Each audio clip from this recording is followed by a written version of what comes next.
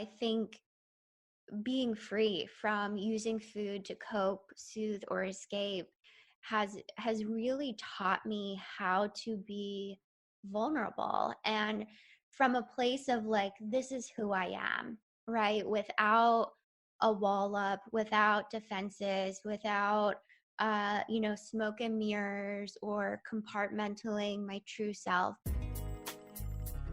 Welcome to Balance Boldly, the podcast for ambitious women in business and a few brave men. I'm Naketa Thigpen, your host and balance and relationship advisor, partnering with you to change the narrative so we can amplify intimacy within and across your relationships, and you can have the freedom, flexibility, and confidence to thrive in work life and in love. I am excited to be here with you guys. We are wrapping up a decade. Did you hear me? We're literally wrapping up a decade. This is amazing and perfect in all the ways that we are moving forward. I've had an incredibly roller coaster filled year for 2019, and as we move on through into 2020, I am excited that I have completed some incredible things that were just kind of sitting in my queue for way too long, and that really made me feel out of balance in every area of my life when they were things that were just literally incomplete because it was hanging over me as that woulda, coulda, shoulda. I gotta do it. It's on my list. The to-do list just kept carrying forward. It was just way too much. And of course, that created some not so healthy habits for me in the process, but we will talk about that a little bit later because I am the perfect person to talk to you with that for. So as we are teetering out our season 16, the freedom and fury of balancing our love and career, every single angle of this particular conversation that we're having that I've been ridiculously excited about getting to is to serve you, to help you understand that you are not alone in this process. You are not by yourself in trying to figure out the figure-outables, as Marie Forleo would say, with whether or not you're in the best relationship, the best job, the best part of your entrepreneurship journey, the best part of your creativity expression and all the different things that you're doing. We all struggle with that even after we feel like we've kind of made it. And then sometimes in the midst of that struggle, we start to do things like, I don't know, eat too much or not eat the right things or not hydrate enough or do all of those things that just don't add up to us living the best version of ourselves, even while we're in the midst of that kind of emotional, mental, or perhaps even spiritual transition that we're in. So that's why we have a lovely, beautiful, high-spirited woman who is definitely becoming one of my favorite people already. We've had such great conversation and we've only known each other for a very little time. I have to welcome Jessica Procini. She's an emotional eating healer and the founder of Escape from Emotional Eating. She is on a mission to help others use food as fuel rather than a way to cope, soothe, or escape their busy, stressful lives. Jessica's been awarded the Top Health Coach Award by the Institute of Psychology of Eating 3 years in a row and has been featured on various media outlets such as CBS, Philadelphia Magazine, Mind Body Green, just to name a few. I have to say, I'm excited to bring her, especially as we head into and right after the holidays with all the things that we've done to ourselves, the mistakes we've made, so we can break those patterns and really understand why we get to these places sometimes as women and brave men who just kind of fall into these traps and do things that aren't good for ourselves. And I really wanted to talk to someone who's been there and done that, not just wrote a book about it. Jessica, welcome to the Balance Boldly podcast. How are you today? I am so excited to be here. Thank you so much for having me. Thank you. I'm excited to have you. You know it, hands down. I would love for you to share with the Balance Boldly listeners and just tell them a little bit about what you do in the world and what kind of got you to this place of doing it in the first place. Sure. So I am an emotional eating healer, the founder and creator of Escape from Emotional Eating, which is a body of work and a series of programs to end emotional eating. And it was created directly from my experience with emotional eating. So my very first memory of emotional eating was from when I was 6 years old. And pretty much for the next 20 years after that, I had a really torturous relationship with food. It was like this abusive love hate relationship with food that followed me throughout into my adulthood. And it wasn't until, I was really a young adult, like in my mid 20s, that things got really, really bad, where I was thinking about food all the time. It was always on my mind. Um, I felt like really crazy and compulsive around it. I tried to talk to people I knew, like my friends, and they sort of just shrugged me off and was like, oh, everyone overeats. Like, come on, let's go work out. Mm. And I tried to talk to my partner about it, and he was like, oh, Jessica, I'll love you no matter what size you are, which is fabulous and everything we want our partners to say. But I couldn't understand how he could love me when all I wanted to do was crawl out of my own skin. Yeah. And I tried to seek professional help and therapists and experts, and they just wanted to write me a prescription for an antidepressant and send me on my way. And it was at that point that I just really felt hopeless. I felt crazy, and I felt like things with food were only going to get worse as I got older. And it was at that point that I really dedicated myself to investigating every single nook and cranny of my relationship with food.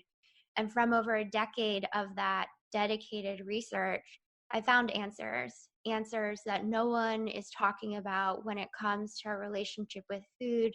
And that was really where I got clear that first I have to heal myself. And then from there, I have to share this with other people, because if I can save anyone, the years and years of torture that I went through, then I'm doing something. And that's really where it became my purpose. And it's been 4 years since I have emotionally eaten or even felt a tinge of torture with food. And I just love sharing, what I know about living and walking the emotional eating journey and the path to heal it.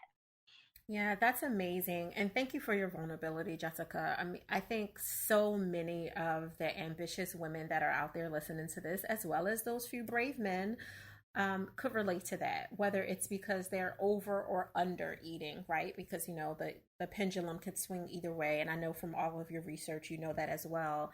And it's so hard, especially now that, we're right here at the helm of an opportunity to give ourselves permission to overeat with the holidays, right? Like Mm-hmm. it's right here. So we could easily say, oh, don't worry about the diet. Don't worry about the healthy eating choices. Don't worry about your previous addictions that you've known about, that you've been doing so much work from. This is the holiday. So you can now just kind of let it go, even though you know that that's not the best thing for it. Like we'll justify it. And sometimes we're justifying because we're trying to cope with the stressors that we know are coming with visiting friends and family, or we're already in the part of the new year where we should have had all these great patterns dealt with, right? What did they say? January 18th is like cancel day from all of the New Year's resolutions, right? And wherever you are in the world as you're listening to this, whether it's pre or post holidays, it matters, and it's appropriate for you to understand that these things happen to even the best of us. And when I say the best of us, I don't mean better than you. I mean the best as in we know better. We know better. We've done the research.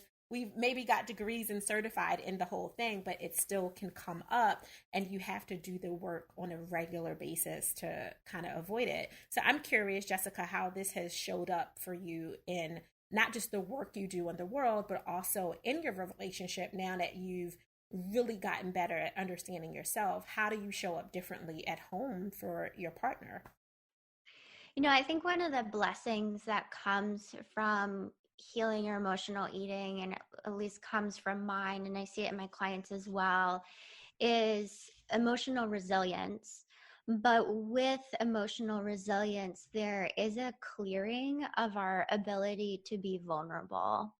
like the capacity for vulnerability that I have now is exponentially greater than I did 10 years ago. And it's no coincidence that, my healing really coincided with the deepening of my relationship with my now husband. And, I think being free from using food to cope, soothe, or escape has really taught me how to be vulnerable, and from a place of like, this is who I am, right? Without a wall up, without defenses, without smoke and mirrors or compartmentalizing my true self. But I think it's really given me this ability to just open my heart and be like, this is who I am. Yeah. And to share aspects of myself that are my truth with another person, and have that risk of, is this person still going to accept me, for my truth and who I am. So I would definitely say it has me showing up more authentically myself, but also much more vulnerable and willing to say yes to what serves me and no to what doesn't. Where in the past, I would have just shut down, shut up, and ate. Yeah. No, I totally get that.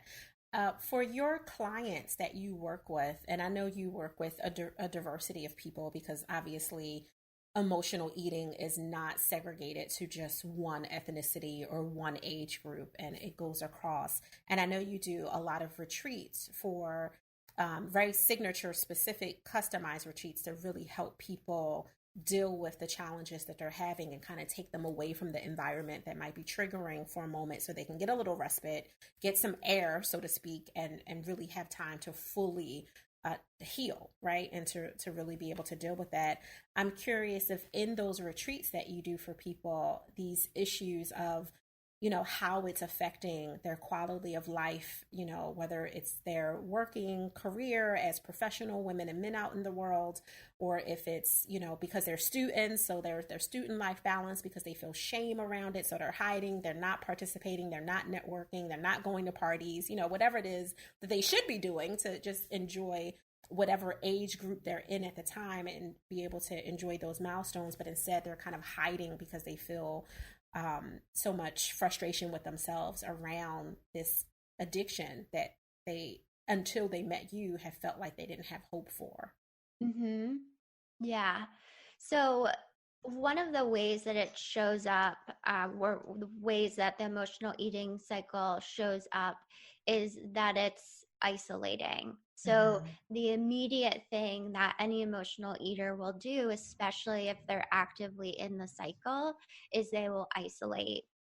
And they will isolate from the people that they love. They will isolate from support. They'll basically run away.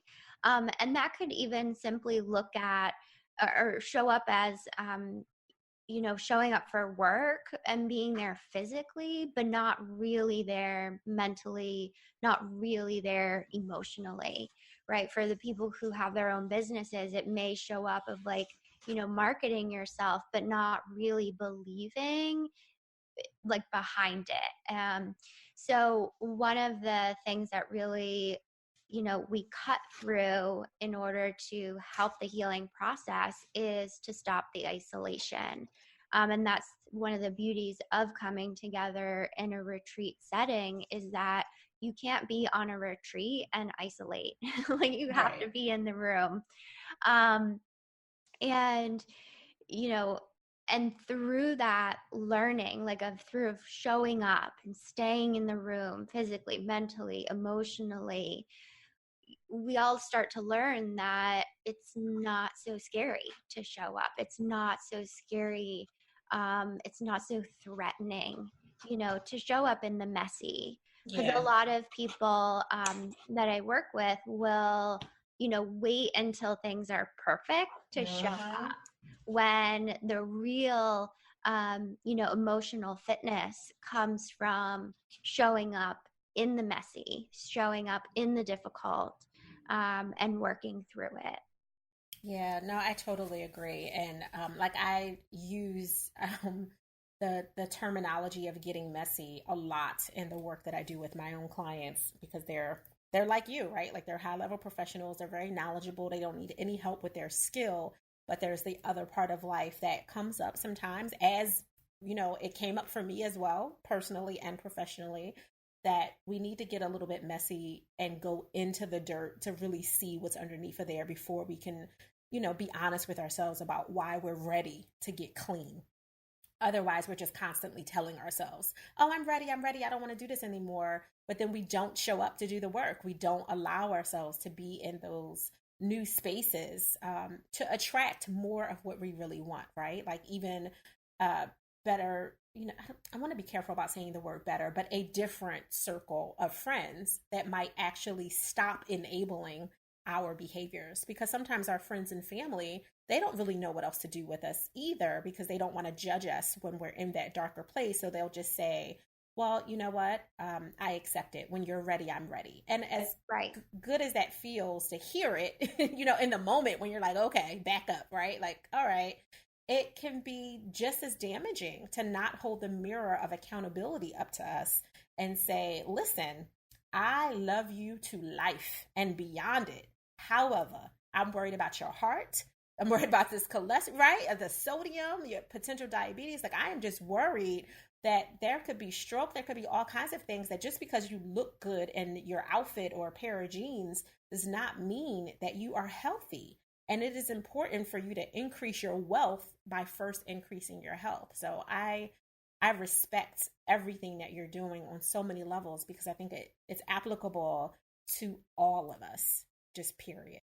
Yeah, and that's so true. Like our health is our wealth. And I think that, phrase is thrown around a lot, Hmm. especially, as we make our way into January, people Yeah. really, marketing really clings to it. But like we have to break out of this illusion that we are invincible Yeah. and that we can just do whatever we want without repercussions. Because to every cause, there is an effect. So, to everything that we are putting into our bodies, even the thoughts we are thinking, the feelings we aren't expressing, there is an effect to that. There is a cost of not taking care of ourselves. And for some people, it is immediate. And for some people, it shows up over long term where, things we did 5 years ago are we're now paying the price for. Yeah. So I think it's really important for us to stop living in the illusion that, we can come last on the list.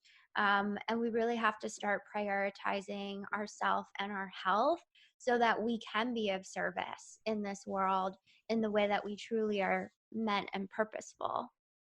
Yeah, a thousand percent agreed. If I could give you a virtual pound, that's exactly what would be happening right now.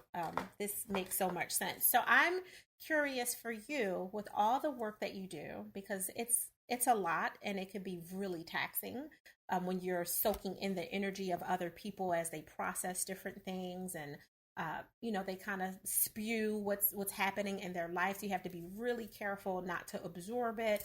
And I'm trying to be careful not to.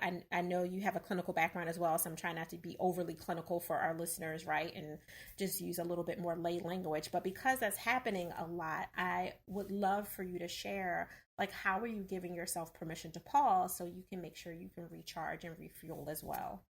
Yeah. So my permission to pause really comes with food. Hmm. And really using my meals, breakfast, lunch, dinner, sometimes even a snack, as truly a space that is sacred, one that where is not the way that a lot of people conventionally eat. A lot of people conventionally eat while they're checking email in front of their computer, and there's like the TV on in the background, and maybe they even eat while they're walking down the street or something. But for me, like having those points within my day, breakfast, lunch, dinner, snack. It creates almost like a permission to pause rhythm for me in the way I think about it. And it's that moment for me to really check in with myself, not only physically with like, what am I physically hungry for, but also for me energetically and emotionally and mentally. Lunch specifically, because it happens usually sandwiched between a series of client sessions. So it really is a time for me to like refresh, recenter, renew, reconnect with myself, with my higher self, so that I'm not getting to the end of the day where it's like, a permission to pause binge fest because I'm so depleted. But it's really like having that rhythm of checking in throughout my day. And it is connected to eating because it is something that we all have to do multiple times a day. If I skip a meal, if I forget to eat, if, something comes up and my mealtime, gets jostled around, I absolutely feel off balance. And it's just like such a sign that like, nope, we have not outgrown this yet. Like we have not sort of become superhuman. We have to stop and pause and eat and reflect and reconnect.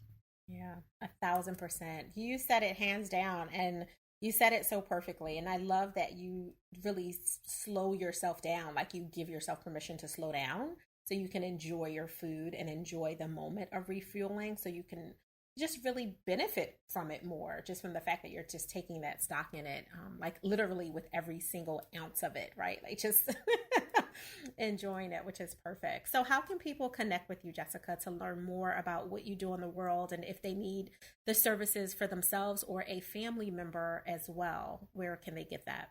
Yeah, so come on over to escapefromemotionaleating.com.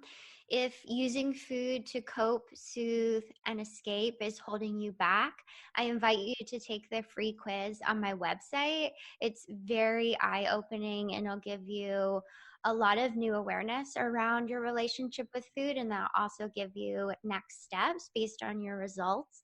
So that's escapefromemotionaleating.com. I am on all social media platforms, but the best way to get in touch with me is escapefromemotionaleating.com. I love that. You have been amazing. Thank you for showing up and showing out and giving a piece of your truth to us. I know the story is layered, right, with depth, and I'm just so grateful that you were able to condense it and allow us to have a digestible piece of it that we can take with us and really help to understand our own challenges or issues, or even if it's not ourselves, just the people that we know and love. So I'm so grateful for you and your expertise and the fact that you chose to be brave enough to not just help yourself, but to put that story, that testimony, that message that you had in the world into greater use by being a professional and serving other people. Thank you for that. Thank you. Thank you so much. You're welcome. All right, Balance Boldly listeners, I hope that you got everything that you needed from Jessica Procini. She is amazing, so high-spirited. I really, really love this child. You don't understand. And I say child because I wish that I had some of the youthful energy that she has, even though we're probably very close in age, by the way. But with that said, I'm grateful that she came and turned out for us, and I'm grateful that you showed up. If you have any other questions, you know where to find her. Please take that quiz and get everything you need, or just share it with the right people that you know, your students, your clients, your friends, your family, anyone that you think is also struggling or potentially hiding from what their struggles are. Make sure you share that information. In the interim, if you like what you have heard right here on the Balance Boldly for Ambitious Women and a Few Brave Men podcast, as always, make sure you subscribe, rate, and share to help us ensure that the other ambitiously bold and brave have access to these valuable life, love, and business balance tools. In the interim of the interim, if you want to connect with me, I am at Ask Naketa everywhere. You can find me on IG, Twitter, Facebook, YouTube, all of it. So I will see you next time on the other side of the moon. I want you to go create your balance and create your joy, but remember do it boldly. Thank you for listening.